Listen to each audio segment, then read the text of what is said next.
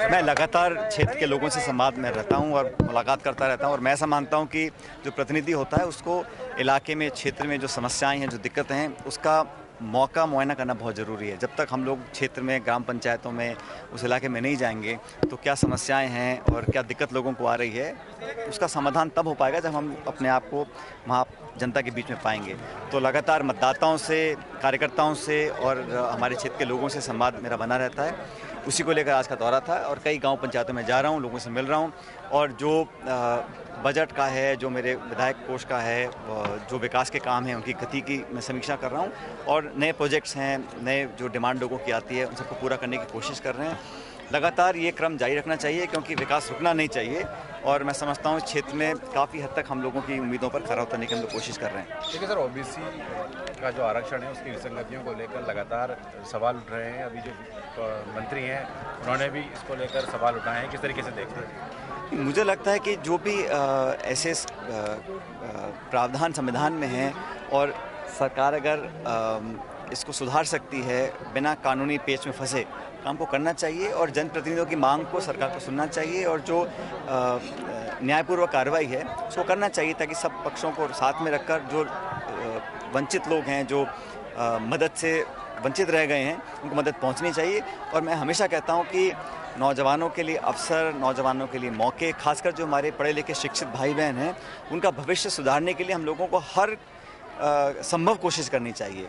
राजस्थान में जो नौजवान हैं उनकी बहुत उम्मीदें हैं, बहुत अपेक्षाएं हैं, उनको पूरा करने के लिए हर संभव प्रयास किए जाने चाहिए। देखिए सर, 1,10,000 संविदा कर्मियों को नियमित करने की घोषणा की गई थी, लेकिन संविदा कर्मी इसके लगातार विरोध में हैं। अब तक कह रहे हैं कि हमारे साथ धोखा किया है सरकार। मुझे लगता है कि सरकार की घोषणा करती है तो उसकी पूरी तरह पालना भी होनी चाहिए और घोषणा धरातल पर उतरे तभी लोगों को उसका लाभ मिल सकता है, फ़ायदा मिल सकता है।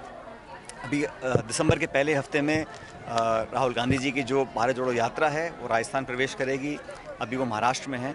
उसके बाद लगभग 20 तारीख के आसपास वो मध्य प्रदेश में जाएंगे, बुरहानपुर से एंट्री होगी और फिर झालावाड़ बारां में जो बॉर्डर है मध्य प्रदेश का, वहाँ पे राहुल जी की यात्रा आएगी।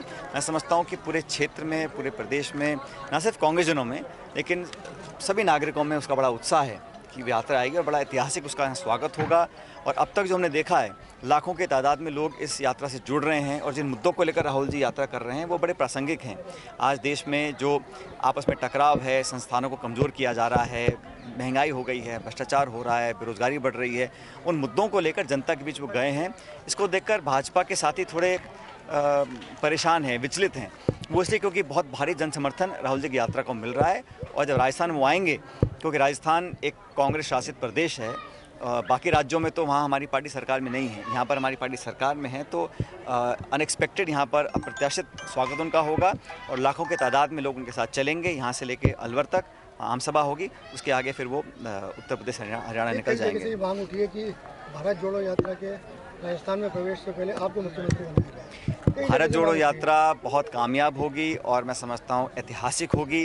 किसी भी नेता ने पिछले 60-70 सालों में इस प्रकार की यात्रा नहीं करी, जब लगभग 4,500 किलोमीटर पैदल चलना, रोज़ 25-28 किलोमीटर चलना, लोगों के साथ चलना, उनके दुख दर्द में शामिल रहना, ये किसी नेता ने आज तक करके नहीं दिखाया। और राहुल जी का जो ये एक कदम है, इसको हो सकता है कि मीडिया में ना ज़्यादा आता हो, दबाव में रहते होंगे, लेकिन जो जनता है, जिनके साथ वो टाइम गुजार रहे हैं, उनके मन को प्रभावित कर रहे हैं और इसका लाभ निश्चित रूप से कांग्रेस पार्टी को आने वाले समय में मिलेगा। राजस्थान में बदलाव, 2 सवाल है।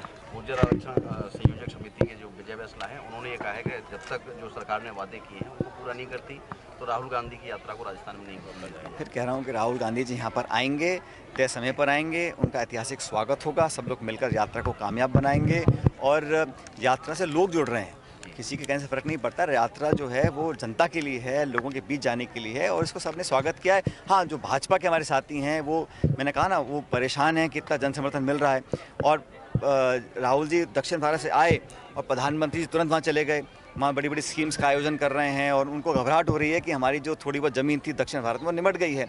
और उत्तर भारत में भी यहाँ पर जो समर्थन मध्य प्रदेश में मिलेगा, जो महाराष्ट्र में देख रहा हूँ मैं, जो रोज़ उनका स्वागत हो रहा है और स्वागत के साथ साथ लोग उनके साथ चल रहे हैं।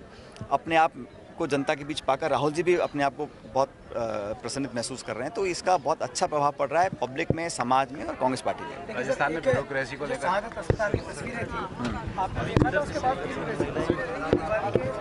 मौके पर जो जो कमियां हैं मैंने बात की है उसको पूरा करेंगे और चिकित्सा व्यवस्था को और बेहतर बनाएंगे। आप खुद ही जानते हैं कि वहाँ पर जो कमियां थी उसको हमने पहले पूरा किया है और भी उसको बेहतर करने की कोशिश करेंगे। शिक्षा संबल योजना को लेकर के सरकार ने गैस फैकल्टी को लेकर के यानी तैयारी की, लेकिन कल स्थगित कर दी। क्या कुछ तैयारियां पूरी नहीं? दोबारा बोलो, क्या समझ है? विद्या संबल जो योजना है उसमें 93,000 गैस फैकल्टी को लेकर के जिन स्कूलों में जो सरकार ने भर्तियों की घोषणा करी है उसको कारगर रूप देना चाहिए और भर्तियां होनी चाहिए, क्योंकि घोषणाओं के बाद लोगों की उम्मीद बढ़ जाती है। तो हर नौजवान को लगता है कि हमारा भविष्य बेहतर होगा। सरकार की जो घोषणा है उसका लोगों ने स्वागत किया है, लेकिन घोषणा धरातल पर उतरे ये बहुत जरूरी है।